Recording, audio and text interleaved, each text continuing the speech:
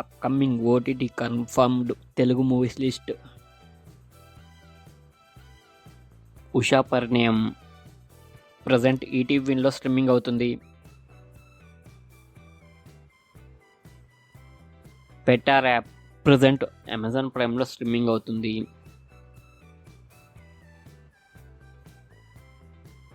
Nayanthara beyond the fairy tale November 18న నెట్ఫ్లిక్స్లో streaming అవుతుంది. రామ్నగర్ బన్నీ నవంబర్ 22న ఆహాలో స్ట్రీమింగ్ అవుతుంది.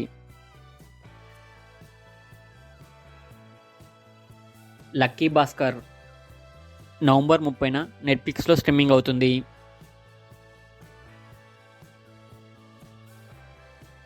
స్క్విడ్ గేమ్ 2 డిసెంబర్ 26న నెట్ఫ్లిక్స్లో స్ట్రీమింగ్ అవుతుంది.